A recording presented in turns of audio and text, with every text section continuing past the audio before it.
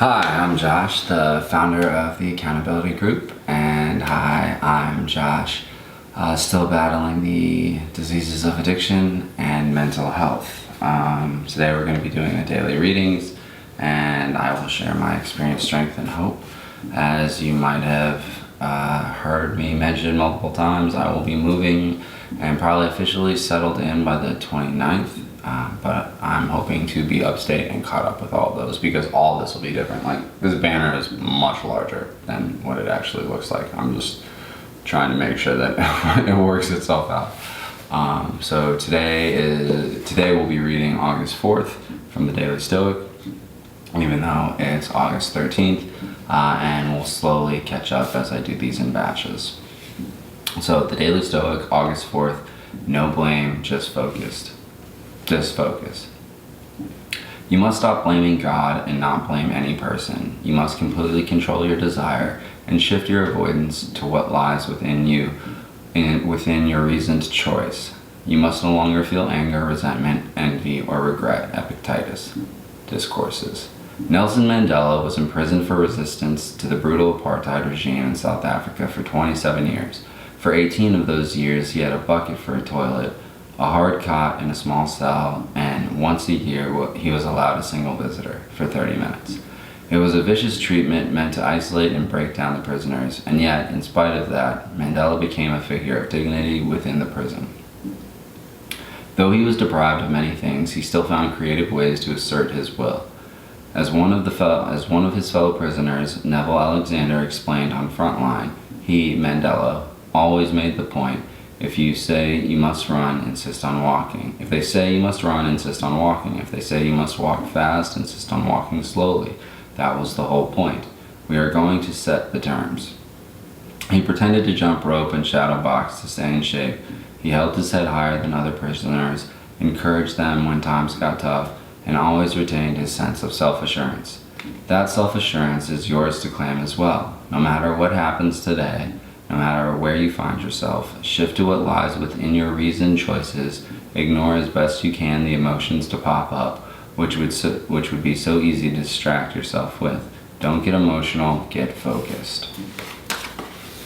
I really like that reading because I'm not a big fan of the blame game or passing the buck or whatever you want to call it.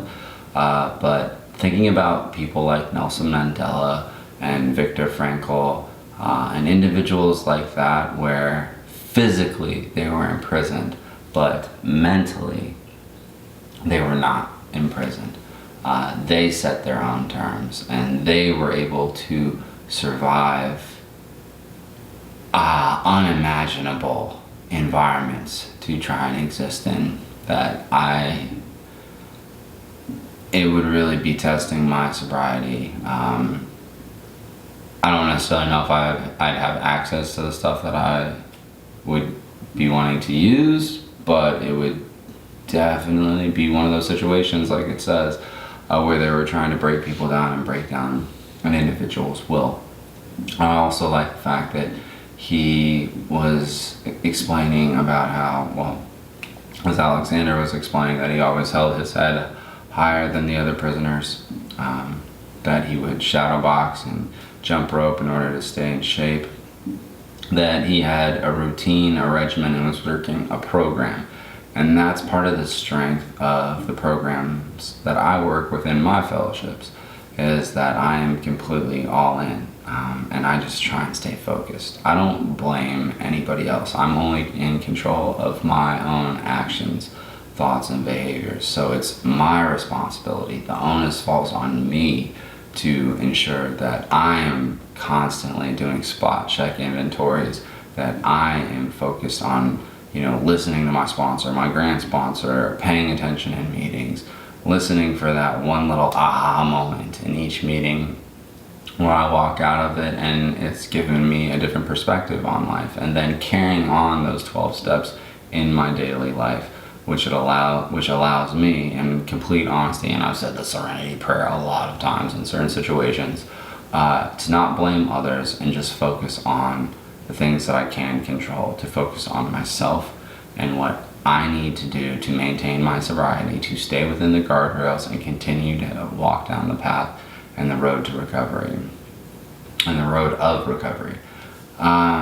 So that's kind of where I've found my personal strength, where I found it. What I hope for you is that you are able to find your own focus, and that you are able to, figure out a way to focus on your emotions, on your sobriety, however you choose to recover, so that you can be healthy, be well, both internally and externally, and have better management of the spiritual malady that we all experience. No matter how much time you have underneath your belt, it can be gone just like that if you lose focus. I've said this before in another video, but one time I was at a meeting and I saw a gentleman stand up and pick up a silver chip for 24 hours who had 32 years sober. That was tough. That was a tough one to watch. So that's why I am vigilant and intentional about my willingness to stay sober, and dove into the deep end of recovery in my fellowships and staying connected to the people most important to me. Talked to my sponsor this morning, and my grant sponsor texted a few of my friends of the fellowship, and they texted back, and we decided what we're going to do this weekend and the next week. They all understand that I'm moving and that I'm busy, so I'm probably only hitting like 4 meetings out of the week. But I'm making sure to at least hit my home group, because that's where I'm a men's liaison. But my priority is just to be focused on the things that I can do, which are my own actions, thoughts, and behaviors. And that's what I hope for you as well. It's really easy sometimes to just blame the world, blame others, blame, what's happened to you in your life. But at the end of the day, what I ended up finding through hope in these programs is that by managing the things that I can control, and knowing the wisdom that there are things that I can control, things that I can't control, and the wisdom to know the difference, that I stay focused on staying in between the guardrails and focusing on these 24 hours, because that's what I already have. I stayed sober yesterday. Fantastic. That was yesterday. Tomorrow's another day. I'm not going to future trip and think about it. Today, I'm just trying to be the best version of myself to maintain my sobriety, so that I'm better than yesterday, and I'm setting myself up to be a better version of myself for tomorrow. And that requires an intentional willingness and focus on my own actions, thoughts, and behaviors. And that's what I hope for you. So please subscribe to the channel, like our videos, and most importantly, use the comments section. We really are trying to build a community of like-minded individuals that want to hold each other accountable and help keep each other safe and healthy and sober. So whether you're a newcomer who wants to ask questions or vent or unload, or if you're someone who has a bunch of experience in sobriety and has years under your belt, or enough time, or has plenty of time under your belt, exchanging that knowledge exchange, that will resonate with the people that you're interacting with in the comment section, and also the people just reading the comments. They might not feel comfortable enough to engage in the conversation, but something that you write could easily resonate with them, that makes a difference in their program and the way that they're working their program and their road of recovery. So with that, I hope that you stay safe, stay strong, and stay sober. I am Josh, the founder of the Accountability Group, and I am Josh, vigilantly fighting the diseases of addiction and mental health.